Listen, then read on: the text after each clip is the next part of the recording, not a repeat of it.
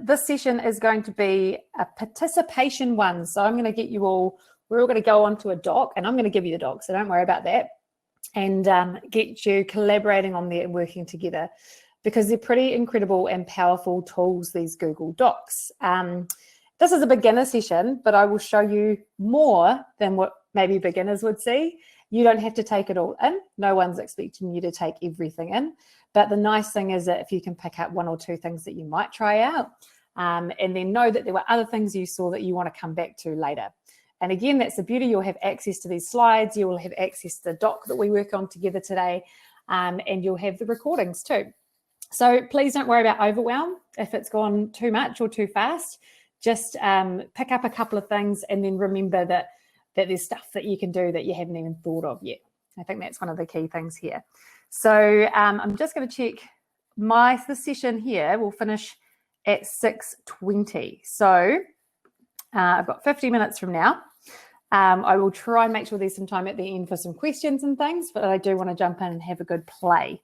All right, so great. A few more people have come in since we started. So welcome everybody. Kia ora. My name is Lara, and I'm a trainer with Using Technology Better. I'm really lucky and fortunate in the job that I do, and I just love helping teachers and seeing teachers figure stuff out that's amazing and really cool, and that they're going to be able to use with their students to make things better. Before this job, so I've been doing this job for 2.5 years.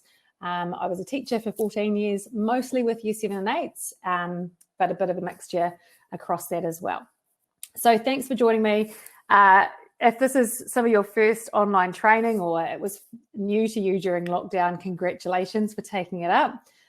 We are just hearing so many positive things about being able to offer you training online from the safety and comfort of your own home, with time to go back and practice, as well as the recordings. So thanks for turning up after what I'm sure was a big day at school. So if you need to leave earlier, that's all good. I probably won't even know, Lorraine, so that's no problem. And you'll have the recording, and you'll be able to jump onto that later.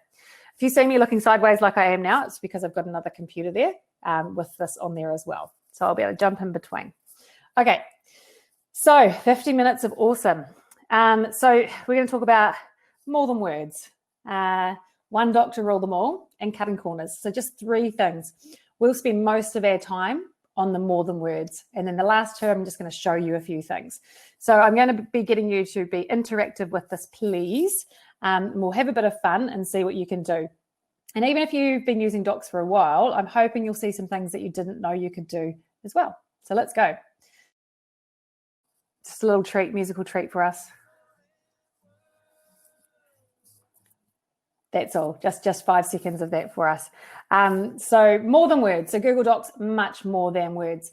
What I want to do with us today is jump into a doc and work on it together. So to do that, I will share it with you in a moment. I want to show you some setup things first, and then I'll share with you to jump in and work on it too. If you've just joined us in the last little bit, and you were seeing me and my presentation, my screen, the same size, double click the presentation and it will open it up bigger for you to see. And try going as big as you can on your computer so that you can see everything that's going on too. But also just remember, it's being recorded. It'll be easier to see in the recording too. And we're going to jump on in a moment as well. All right, so this is Google Docs. The first thing I'm going to do is I'm actually going to make it easier for you to be able to see this page, because it's a white page on a very light grey background on a very shiny computer screen. It's not a problem for me if I'm working on my doc, but for you looking at it as a presentation, or especially if you're putting that up onto your screen in your classroom, it's going to make it a lot easier for your students if you change the color of the page just slightly. So to do that, I'm going to make an adjustment to the file. For that, I go to the file menu. And as you start to use docs more, you'll realize how cleverly named the headings are for the tools. So if I come all the way down here to page setup, I've got several options. This is the one I'm looking for today. And I'm just going to take any of these top row. I'm going to go with this one today and set that as my page color. And immediately you should be able to see that page much more clearly. So that's my first tip for you in docs, and you'll find that there's going to be lots of little things like this in docs as well. When we get to the end, I hope we'll have time for any questions or things that frustrate you or you wish you could do that you can do in Word, because a lot of you might be transitioning from using Microsoft Word to Google Docs. Okay, so we've changed the page color.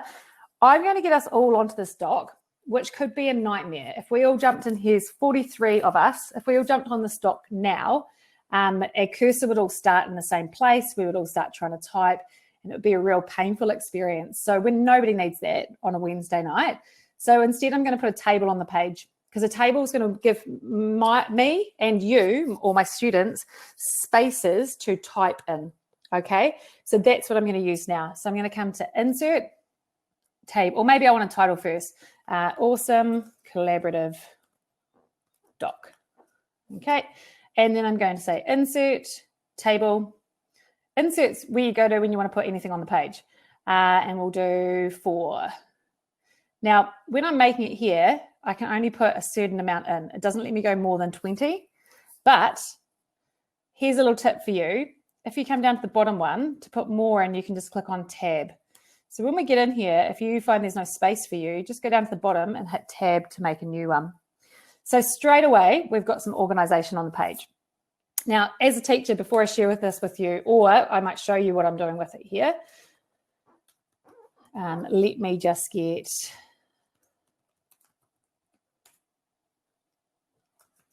Okay, so what I'm doing is I'm organizing the table before you come in so that you'll have a bit of direction when you do get into it. I'm just going to bold that and put it in the middle. And the other thing I'm going to do is I'm going to change all of the background of the table back to white. So I'm going to fill the table. Oops, sorry. And this is just me being fussy, but it's going to make it easier for you to see the table compared to the background of the page. So here's my fill tool here. And the menu you have will change depending on what you've selected on the page. So if I haven't clicked on anything, I don't get that fill bucket there because there's nothing to fill. So if you're not seeing the menu you want, the object you want on the menu, click on the thing that you're trying to do something with, and you'll start to see the options that relate to the thing that you've selected. Okay, if that makes sense. All right, so our awesome collaborative doc. In a moment, I'm going to drop the link to this in the chat. You're going to click on it. You're going to come in and you're going to put your name under name in a column, in a row that nobody else has put their name in. Now, if you do, and I say this to students when I'm doing this, and I say it quite sarcastically, I say, if you do end up in the same space as somebody else and you start typing and they start typing, what should you do? Should you delete theirs and then have a fist fight? And they all laugh. But kids get really frustrated with that. So acknowledging that frustration, and same for you as an adult, finding the space you're going to work in. That's where a table's great. I'm going to find that space one time, and then the next 3 parts are yours. So let me grab the link for you. So I want to share this, and I'm going to check my settings, my sharing settings here, get the link. Anyone on the internet with this link can edit. That's what I want to do. If I wanted to change it, I'd click there. So we'll copy the link and say done, and I'll jump back over to our chat and drop that link for you into the chat. And yes, you will click on that and then you will come to this doc. You might now have 2 windows open. If you have got 2 windows open, you've got the video open and you've got your doc. Okay, so that might be 2 tabs.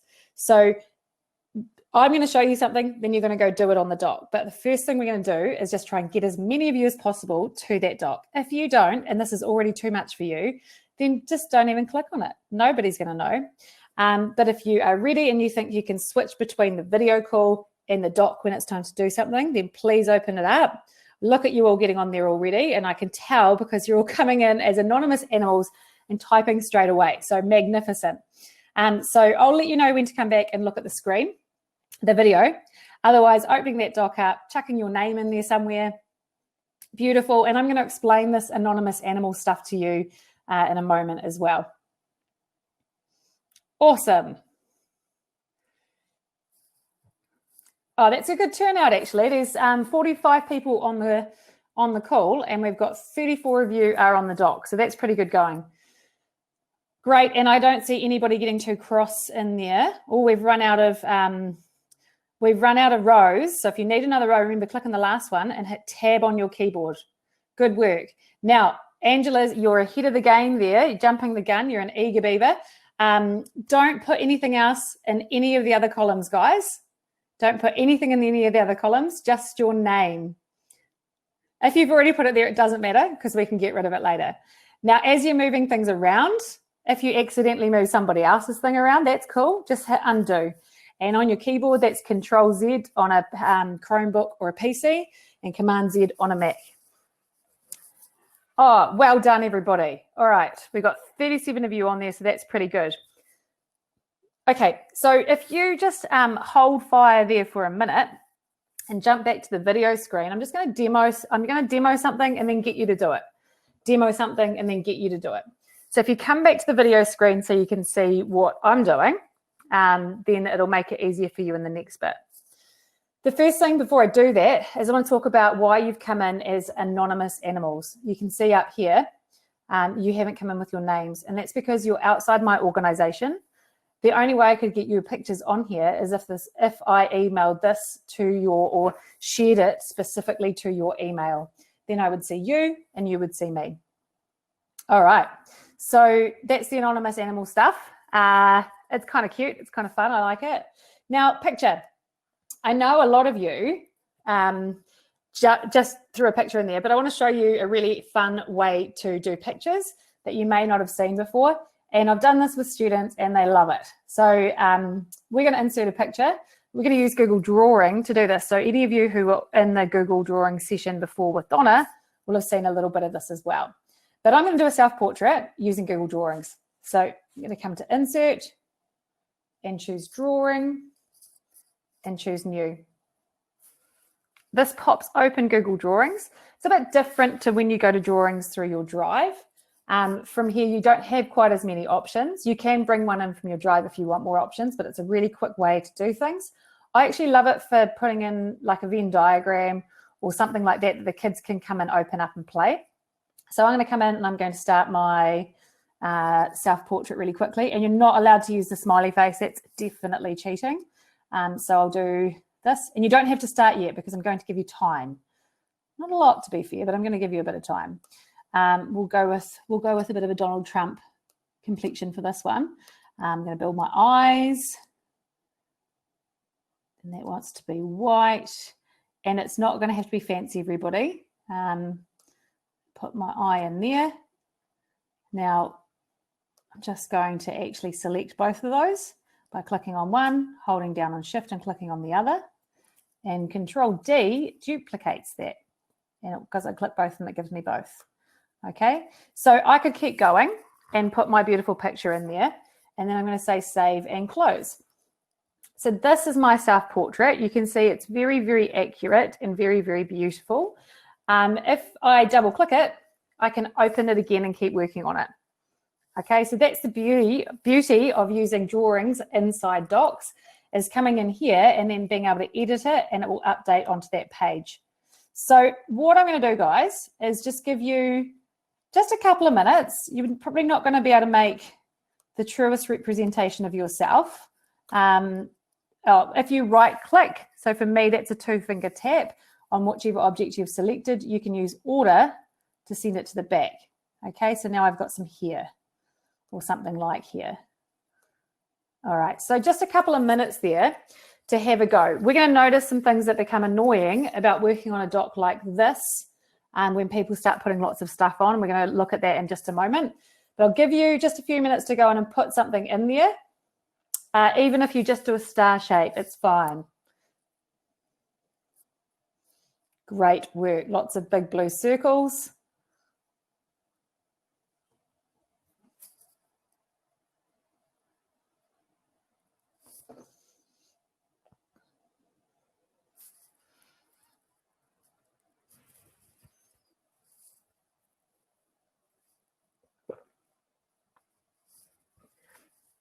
If you've just joined us, we are working on a collaborative doc. The link to it is in the chat if you want to jump in. Docs can handle up to 100 people, so there's only 44 on it at the moment if you want to come and join us. Go right to the bottom, click on the last available cell, and then click on Tab, and it will make a new line for you where you can put your name in. and try and draw a picture or self-portrait of yourself. Oh, we've got some stars. Lovely. So I'm going to give you about 30 seconds left to just put something in there. And if you haven't got it, it's okay. Don't worry. No judgment. And then we're going to have a look at some other things we can do with docs that you may not have known about. Obviously, we can put a whole lot of text on them, and that's where we all know them as, but we can do so much more. Hence, more than words. And you were treated to 5 seconds of that song a few moments ago.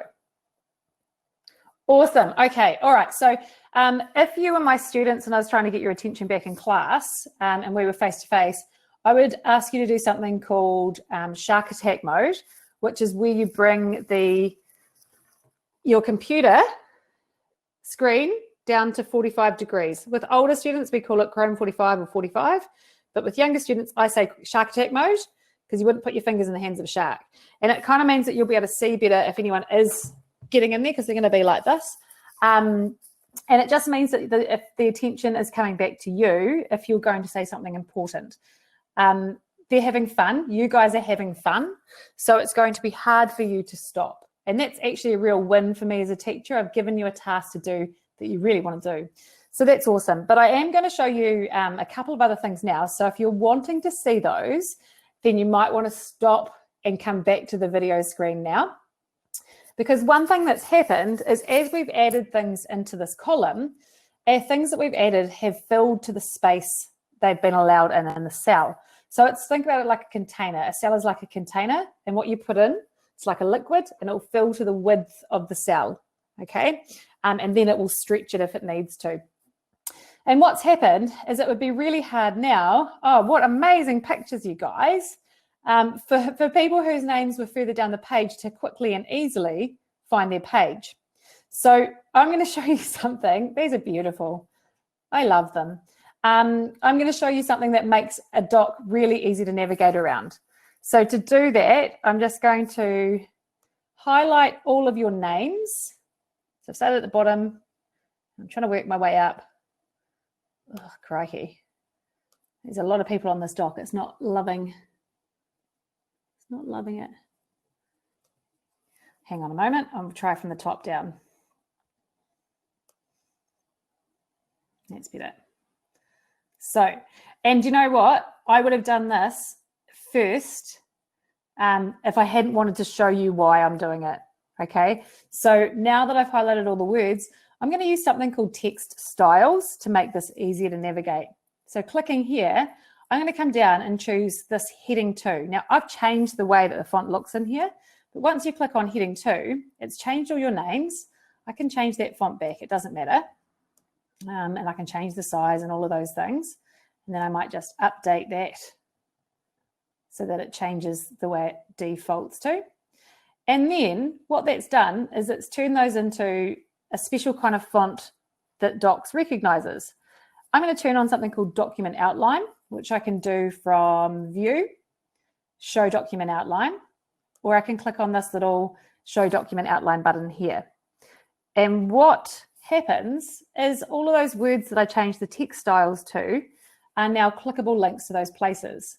So if you were wanting to go and see Sylvia's work, you could click down there and go straight down.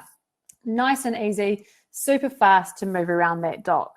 I can see someone's got a slow running doc. Yeah, that's cool. It's quite a few of us on here. Don't worry too much. If you can get in there and do bits, that's all good. If you can't, it's all good. Okay, so that's text style types. So this is in styles here. Makes it a lot easier to move around on the page. Now, the next thing I want to talk about, you guys don't need to do that part, is images in Google Slides. Apologies, images in Google Docs. There are several ways you can get pictures into here. You could go to Google Images and you could do an image search, copy and paste that picture.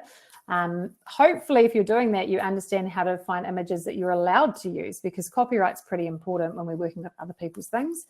But there's actually an easier way to do this, and it's using the tools within Google Docs itself, especially for younger students when you don't actually want them to be going out to Google or anywhere else to be looking for things. You just want them to be able to stay in the one place. So there's a couple of ways to do this. We've got from the insert menu. Remember, anything you want to put on the page, you'll find it in the insert menu. So insert, come down to image. Whenever you see this little arrow at the end, it means there's more options for that menu in there. Hover and you'll see here. I would choose search from the web. Perhaps you would use your camera. Maybe you've got photos already. Now, that is also here, same menu from here. Before you do that, what I want you to make sure you've done is click where you want your picture to go to and make sure it's your cursor and not somebody else's that's in the space where you want it to go to. If you don't, the image is going to go wherever your cursor is. So we're controlling where it's going before it even starts. So from here, insert, image, and remember, I'm going to give you a moment to do this in just a second. Come into here, and today I think, what do I feel like today? I feel pretty good today. I'm going to go for a monkey. Don't ask me why. So here we get lots of photos of monkeys. This one's at a waterfall, which I think would be quite nice. You can view them if you click on the magnifying glass. All of these images that you get have already been filtered so that they're licensed for reuse. So it's fine for you and your students to use these images. If this is the one you want, you can click on insert, or you can look at the next one along. You can also do it just by clicking once and then clicking on insert, and that will put it into the container where your cursor was. So all of those images licensed for reuse, you're able to use it straight away. I'm going to give you a few moments there. I'll just pause and let you jump in and put that in. Awesome. Steve's got a squirrel. The other way to get to those images is with the Explore button, which is down here. But we're going to look at the Explore button in just a moment, so hang tight.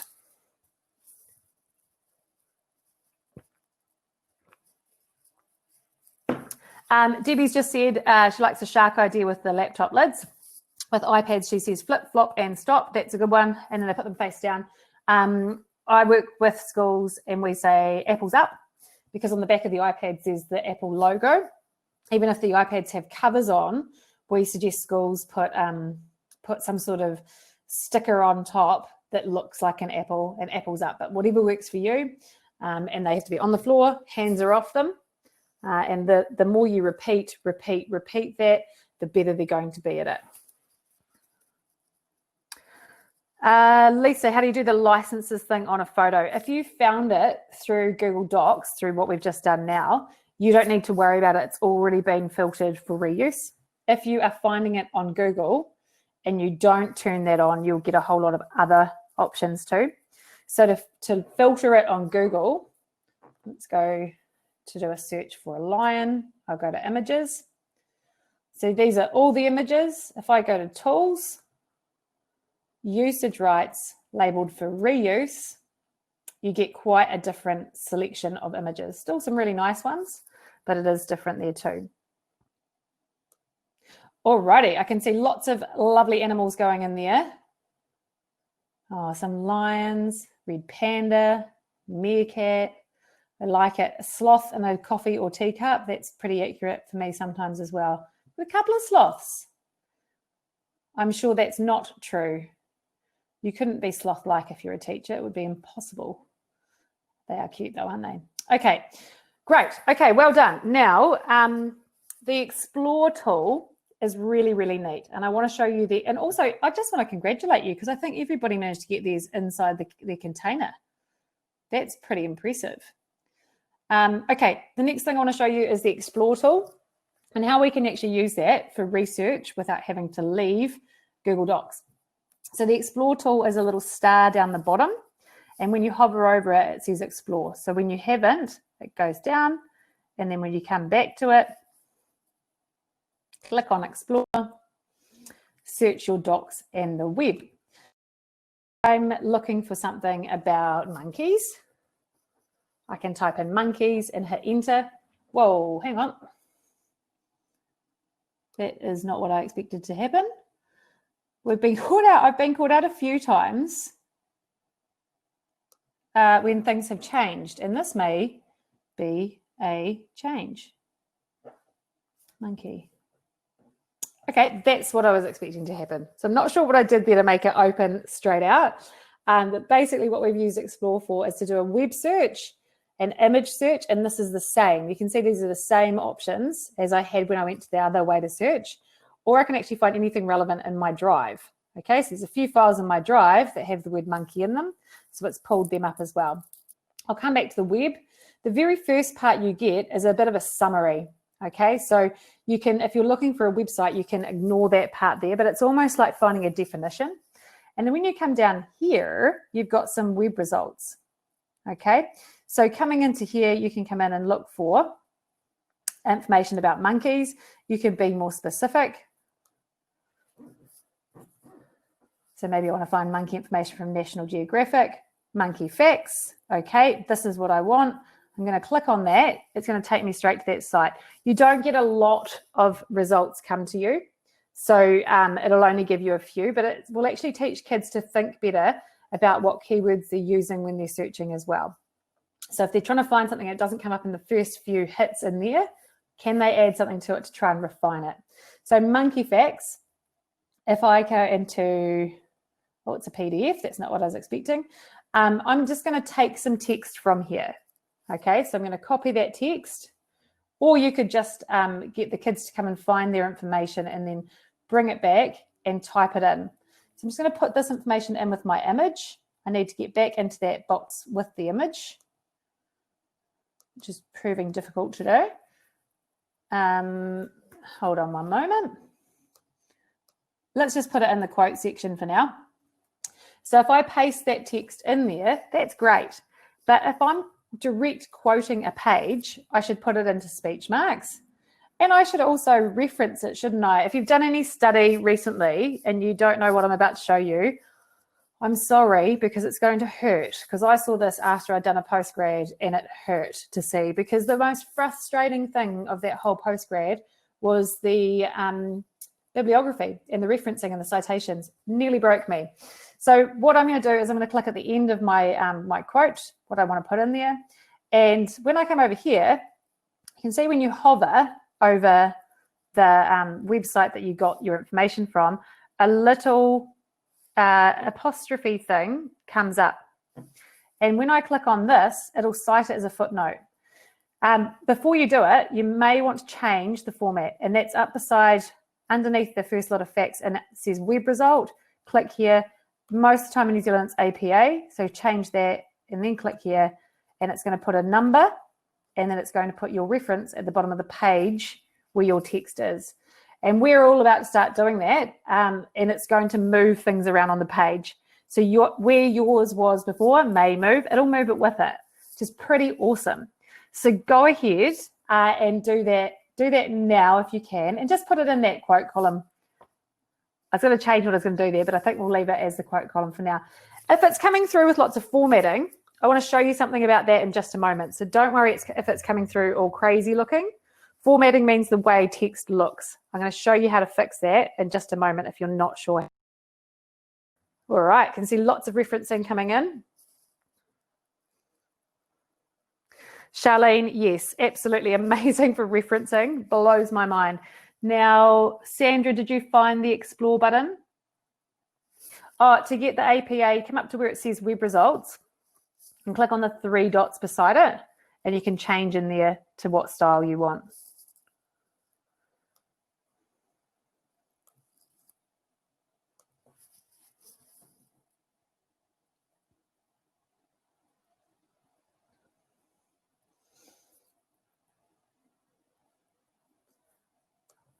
Awesome.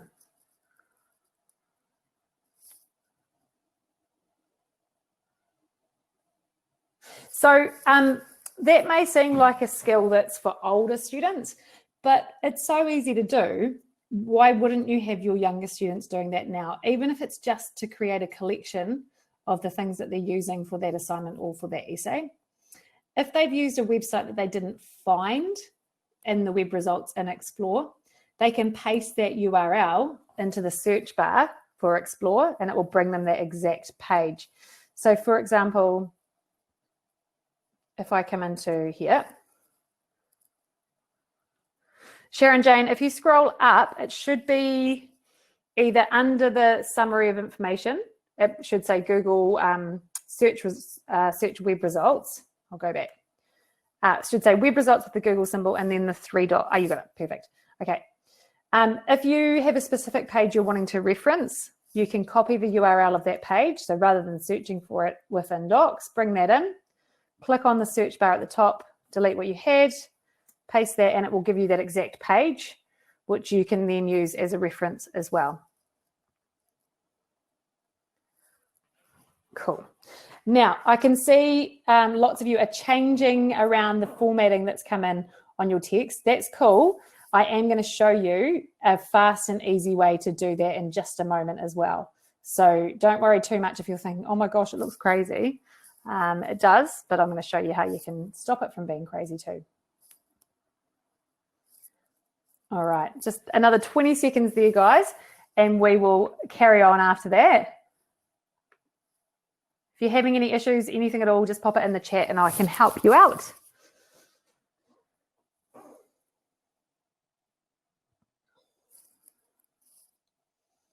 Okay, so I'm going to demonstrate again now. So if you were my students, I would be asking you to go to Shark Attack mode or be switching back to the other screen, but you can do whatever you like. So I'm going to come to a website and I'm going to take some text from here. And when I highlight it, copy it, bring it back, and I'm going to put it into the same box that I had my quote. And if I just paste that in, just straight paste, it comes in with the formatting that was on the other page. So A, it's got a grey highlighting on it. B, it's the wrong style of font for what I want, and it's the wrong size too. So there's a couple of things I can do.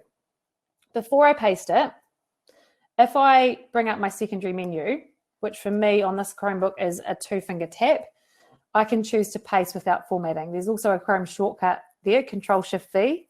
And when you click that, it brings it in and matches the style on your document. So you can see it doesn't have the grey highlighting. It's the same font that I've been using on the doc and the same size. Super, super useful. But I'm just going to paste it in undone. Oh, it's fixed it for me. Let me grab it again because I want it to come in not unformatted, if that makes sense. If you brought it in and you want to change it, you can change it afterwards. Again, just highlight, come up to the format menu. So you've already done, most of you have already done that. Format menu and come down to clear formatting or Control and slash, backward slash. Okay, and that will remove the formatting from it from there as well. Darrell, I would need to have a look at the iPad to do it. I haven't used Docs a lot on the iPad, to be honest. Peter, did you find the referencing icon? And you can change the style with the 3 dots, and when you hover over the site you used, then you'll see that there. Cool. All right, another couple of tricks with formatting. Ooh, someone's messing with our columns. Isn't it fun? Whoever it is working really hard to put it back. Great work, well done. Okay, so another thing I want to show you, so again, I'm going to demonstrate something here if you want to watch, that's cool, is if you're doing something like lots of highlighting or something, then it's a bit of a pain to keep coming back to click on that button. And highlighting is a really awesome tool for your students as well to identify things within it. So I'm going to come through and I'm going to highlight everything that's got a capital letter. So I'll highlight the words that I want, and then I have to go to the highlighter and I have to choose the color. And then when I find my next word, oh, we've had a wee freeze here. Hold on one moment. Just going to, there we go, I'm back. I'm going to highlight the next word. I have to go back to my highlighter and sorry, mine's going a bit slow and I'm getting a bit clicking too fast. Michaela, you can't see me or my screen. Have you just joined us or were you here before? I've got the session running on another device and I can still see it on the other device. Can anyone else let me know if they can still see me and hear me?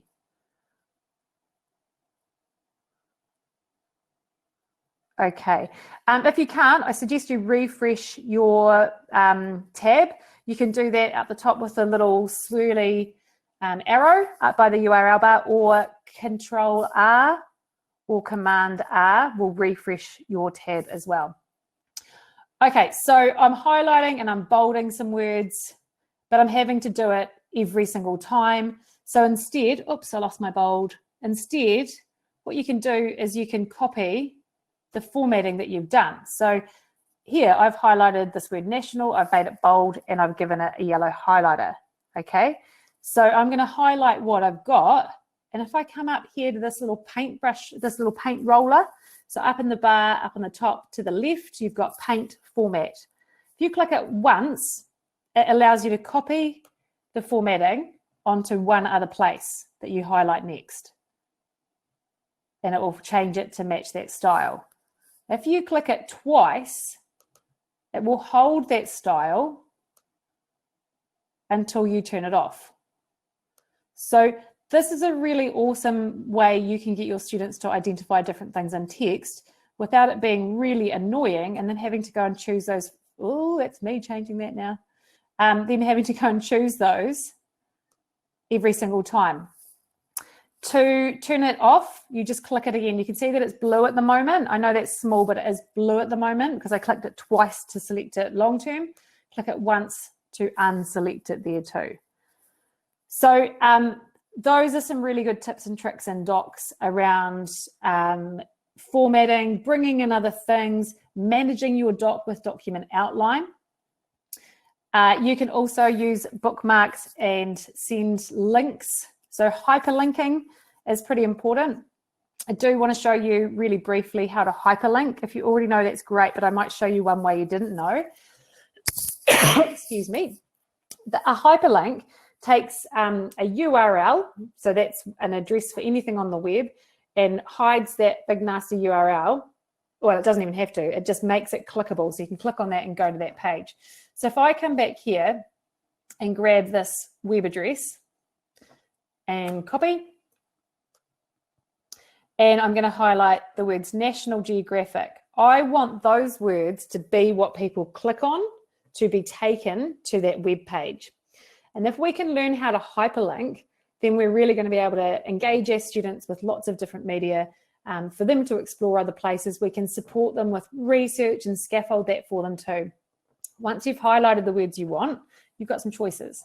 You can come up to the bar and you can see the little link here. If you click on that, you can also do insert, link, or you can use a keyboard shortcut, which is Control K. Oops, I've clicked on something else there first. Let me re-highlight. Control K, and then you just paste that link in and say apply. So that's now my hyperlink. If I was to click on that, it will show me and I can go to that page. Okay, if you've already pasted it in and it's a big long, that's actually not so bad, but a lot of them are really long, you can highlight it and do the same thing. Either come here or go to insert or do Control K on your keyboard, and then you change this part into whatever you want that text to be.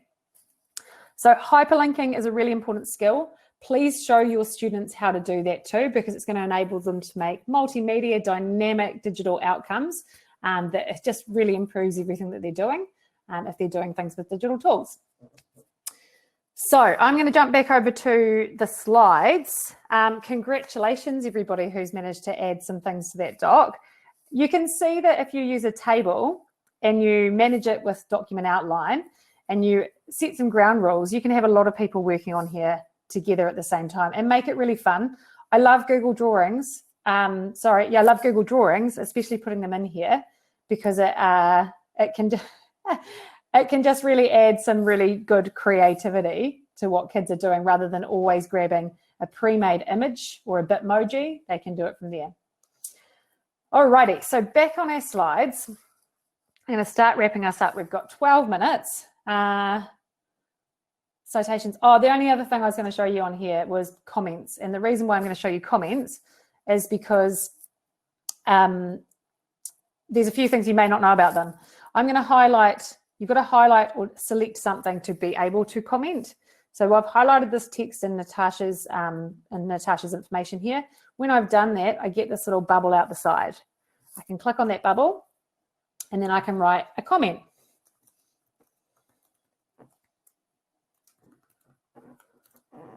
Bear with me. When I do an @ or a plus and start typing, it's not going to bring you up, Natasha, because you're not actually in my contacts. But if you were, so let's imagine your name's Donna. If I start typing that in there, can you please find 3 sources to confirm this?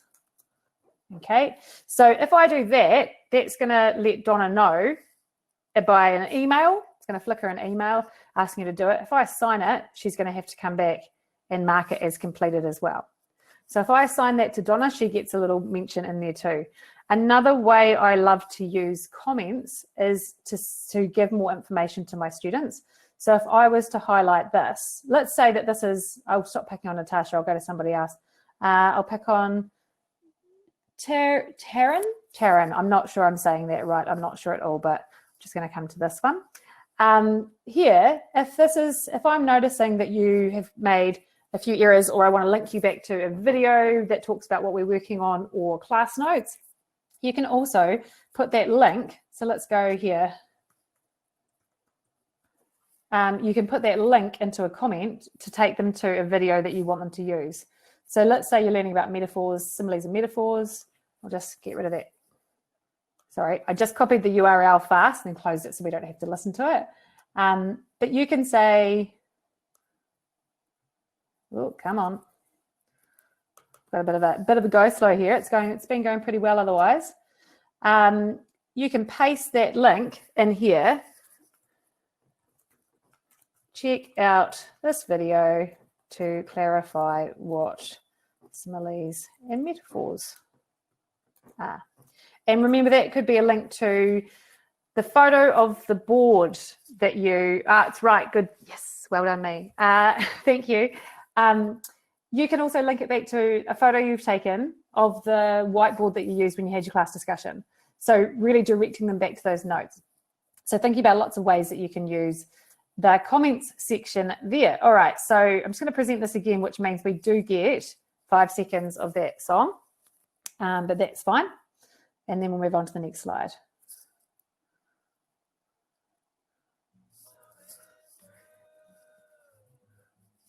So hopefully you agree with me that Google Docs is more than words and we can get lots of things on there.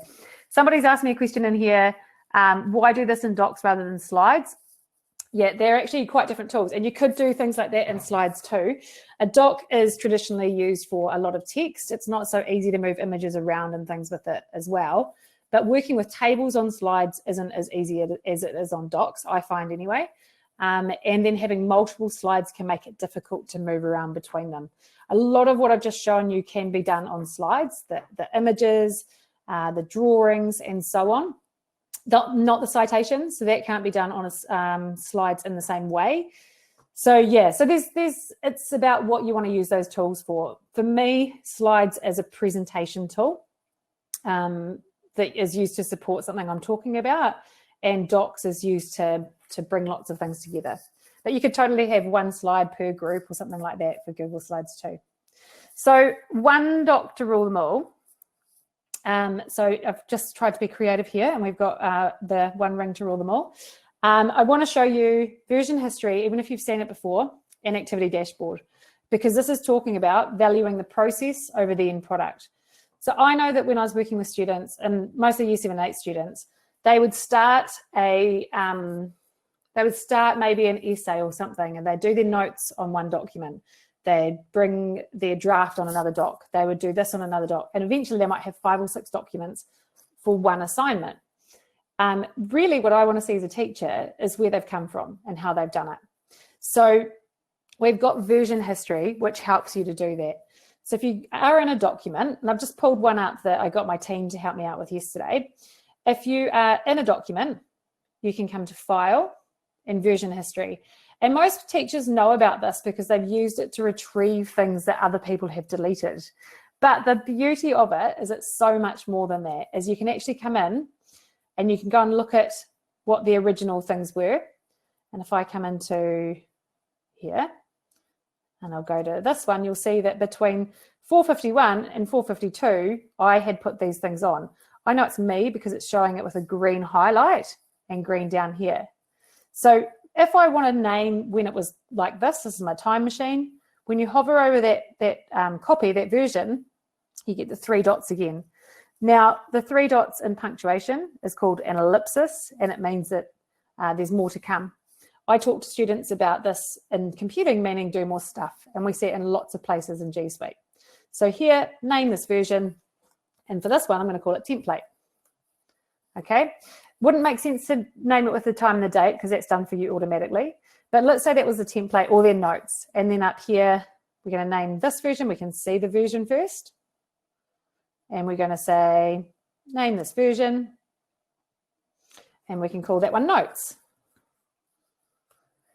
And then we might call this one here draft 1. And you get my drift. Up until the final one, where you might call it name this version, final copy, or first submission, or whatever it is that's going to work. This is great. This is all sitting there. Obviously, if we wanted to go back to a place in time, we could click on restore this version. But as a teacher, I see all those namings as well on a doc from my kids. So I can come to File, Version History, see Version History. And if I turn on this little tab at the top, only show named versions, I'm going to be able to quickly go between the ones that I've named and see what's going on.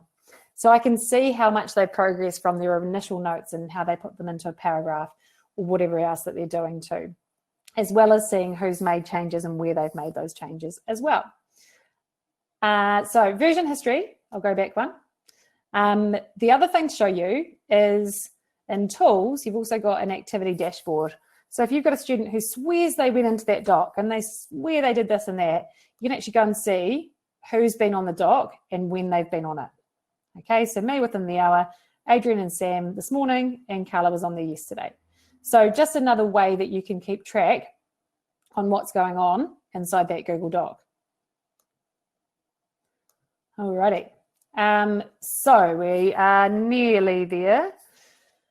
The very last thing, cutting corners. So keyboard shortcuts. I learn a new one probably on average once a month that changes my life. The latest one I've found that I did not know is the increase or decrease font size by 1. So if you highlight text on your page and then hold down, and this is for PC or Chromebooks, if you're working on a Mac, when you see Control, it's the Command button, which is the one that's got the squiggly little squarey line thing. Control, Shift, and then the greater or less than, it's going to increase the size of that font by 1, which is a really fast way to try and find what size you want it to be. Another really cool one is Control F, and I'm going to demonstrate that one for you. If I come over here to more than words, and if I do Control F, it brings me up a little find in document. So I'm going to type in the word and it's got 40 different ands on this page. It's currently showing me number 9, and I can flick between them with this arrow. You can do the same thing on a website. So you can search for keywords. Let's just use and again because it's always going to be there. You can search for keywords across a website. Okay, which is pretty cool. So that's one of my other favorites. Control K we've talked about, that's to make a hyperlink. Show quick menu of keyboard shortcuts. Control and slash will bring them up for you so you can try and learn a new one, find one that's going to work for you. And whatever you're in at the time that you do that, it will be relevant to what you're working in as well. Bold, italic, underline, and selected text. So if you highlight the text and do Control B, it's going to make it bold. Control I, italics, Control U, underline. And this is just demonstrating my plus minus size with the I'll control shift and then with the greater than or less than signs there too. Okay. So that is, that's all I wanted to really show you today. I have put a little GIF on the end there just to say thank you for joining me. I would really like to encourage you to drop into our expo hall over the next little while. Have a chat. I'm going to be in the Using Technology Better stand talking to schools about how they can apply for free training with accredited facilitators in their schools, which is awesome and gets you a whole load more of this tailored to what you need and what your school and your students need as well. Really love that you've joined us. It's amazing to see so many passionate teachers using their time. I'm not surprised. It's just incredible though that you're here and you're learning, and it will benefit you and your students too. So once again, thank you. If I didn't get to some questions in there, please do feel free to let me know. You'll get the links to all of this and my emails on there. Reach out to us on Twitter. If you use Twitter, we'd love you to tweet about what's going on here today. And we've got our next session next week as well, which says advanced, but don't be put off by that at all, because it will be bits and pieces. And again, you might pick up one or two things and the rest might float away. So yes, once again, thank you so much. If you've got any other questions, throw them in or let me know. We are due to finish here and jump into those expo halls soon. So thanks, guys. Thanks for the nice messages coming in. That's awesome. And hopefully we'll see you again soon.